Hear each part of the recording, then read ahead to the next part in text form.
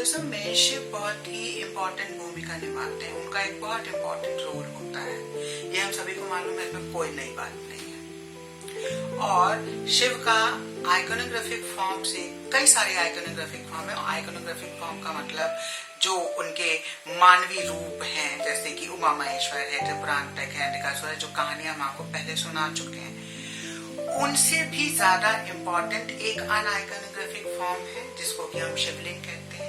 और सभी शिव मंदिरों में आपको शिवलिंग जरूर मिलेगा, जो कि ये साबित करता है कि शिव की जहाँ पूजा होती है वहां पर शिवलिंग, जो कि शिव का ही एक अनआइकोनोग्राफिक फॉर्म है, या आप ये कह लीजिए कि वो शिव का प्रतीक है, शिव उसी तरीके से दर्शाए जाते हैं, वो उनके जो मानव रूप होते हैं उनसे भी कहीं ज्यादा इम्पोर्टेंट है। शिवलिंग को कई तरीके से बनाया जाता है। पहले तो वो सिर्फ एक शाफ्ट के रूप में, लिंग के रूप में होता था, फिर उसको मुखलिंग कहा गया, जहाँ पर एक तरफ शिव का मुख बना होता था और लिंग होता था।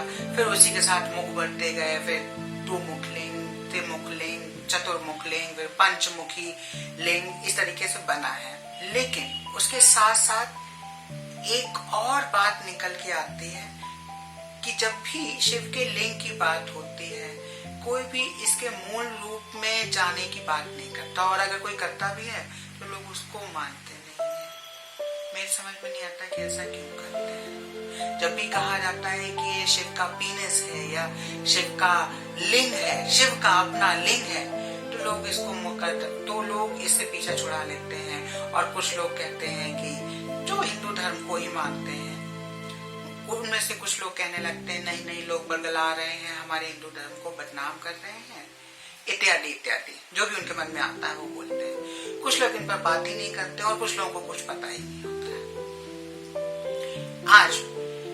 आज पढ़ते पढ़ते मुझे एक कहानी मिली जो कि इसी शिवलिंग की बात करती है कि आखिर को ये शिवलिंग है क्या और कहाँ से आया। तो आज हम आपके सामने वही कहानी बताएंगे। उम्मीद है कि ये कहानी सुनने के बाद शिवलिंग के बारे में जितनी बातें होती हैं, जो लोग कहते हैं कि नहीं ये शिव का लिंग नहीं है, लोग इसको बदनाम करने के लिए करते हैं, ये सारी चीजें खत्म हो जाएंगी। और उससे भी एक बहुत ही जरूरी चीज, अगर ये शिव का लिंग है तो इसमें खराब क्या है, मेरे को ये समझ में नहीं आता। ये तो हमारा धर्म है, ये तो हमारा कल्चर है, सब कुछ हमारा उसी से है। इसको हम अगर खराब नजर से देखेंगे तो वो आपको खराब लगेगा, अगर आप उसको अच्छी नजर से देखेंगे तो वो अच्छा लगेगा। बात सिर्फ इतनी है, जो सत्य है वो शिव है और वही सुंदर, सत्यम शिवम सुंदरम, इसी पर हमारी पूरी Hindu philosophy of beauty based है। लेकिन लोग इसको समझना नहीं चाहते, हम तो मानते हैं। और आज तो हमको एक कहानी मिली है जो हम आपके सामने शेयर करेंगे। उम्मीद करते हैं कि सुनने के बाद आप भी इस पर विश्वास करेंगे, और जब कोई आपसे पूछे या जब कहीं भी ये बात उठे तो आप कह सकते हैं कि हाँ ऐसी ऐसी चीज थी और ये यहाँ पर दी गई है, जो मतलब कि शिव पुराण में दी हुई है। तो चलिए शुरू करते हैं। तो कहानी की शुरुआत होती है दारुक वन से। दारुक वन जो है वो पुराणों में एक जंगल कहा गया। कई पुराणों में दारुक वन की बात आपको मिलेगी, कहाँ मिलेगी, किस रेफरेंस में मिलेगी, वो अभी हम बात नहीं करेंगे।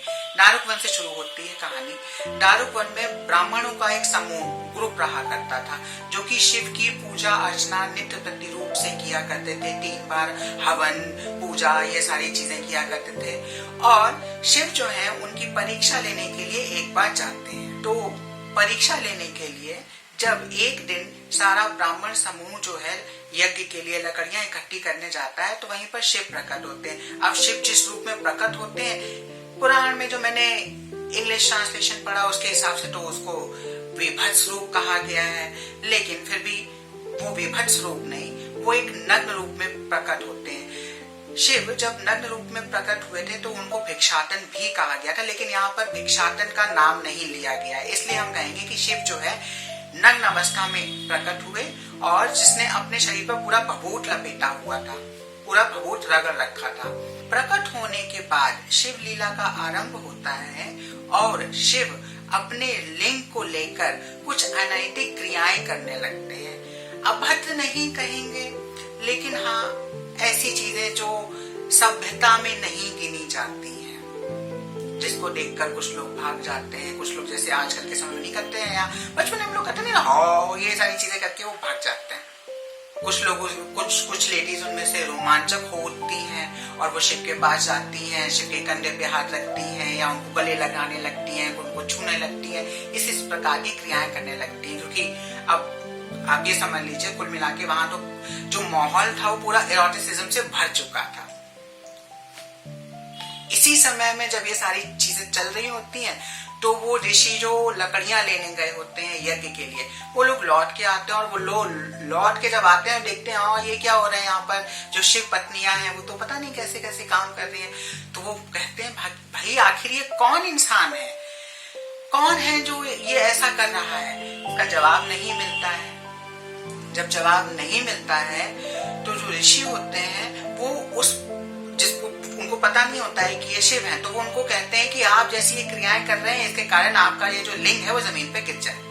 ऐसा कहना होता है और लिंग जमीन पर गिर जाता है।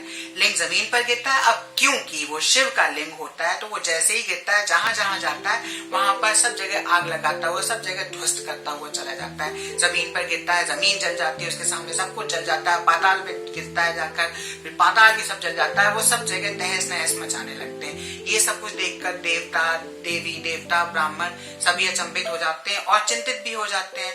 फिर देवता जाते हैं ब्रह्मा के पास कि ये क्या हो रहा है। ब्रह्मा बताते हैं देवताओं के साथ उन ऋषियों को कि ये तो शिव थे जो आपके घर मेहमान बन के आए थे आपकी परीक्षा लेने के लिए और आपने ऐसा किया।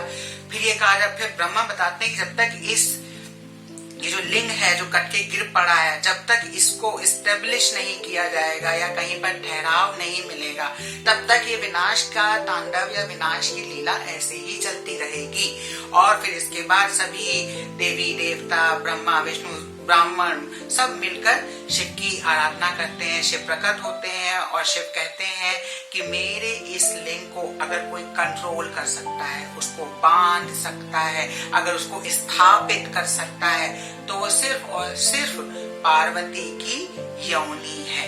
अब पार्वती की योनि है या आप ये कह लीजिए कि अगर शिवलिंग में शिव स्थापित है तो उस योनि में मतलब पार्वती का रूप है। तो शिव को अगर कोई कॉम्प्लीमेंट या कंट्रोल कर सकता है तो वो पार्वती है। तो सारे देवी देवता पार्वती को प्रसन्न करते हैं, उनकी पूजा अर्चना करते हैं। पार्वती प्रसन्न होती हैं और जो लिंग है उसको बांधती हैं अपनी योनि के रूप में और वो दारुक वन में स्थापित हो जाता है। और जब दारुक वन में वो लिंग स्थापित हो जाता है तो उस लिंग को शिवाशिव का नाम या हातेश का नाम दिया जाता है। ये कहानी है शिव पुराण में जो कि बहुत ही साधारण और सीधी तरीके पर बताई गई है, लेकिन ये हम लोगों के हाथ में ये हम मनुष्यों ने कर रखा है जो हम लोग ज्ञानी हो जाते हैं कि इसको हम कैसे तोड़ मरोड़ के अपने हिसाब से लोगों तक पहुंचाते हैं। मेरी एक कोशिश है कि जैसा हमको समझ में आ रहा है, जो हम पढ़ रहे हैं, जो हमारे सामने आता है, हम उसको उसी तरीके से लोगों तक पहुंचाएं जिससे कि भ्रम का कोई सवाल ना उठ सके। उम्मीद करते हैं कि आज ये छोटी सी कहानी आपको अच्छी लगी होगी। अगले बार हम फिर कुछ लेकर आएंगे। तब तक के लिए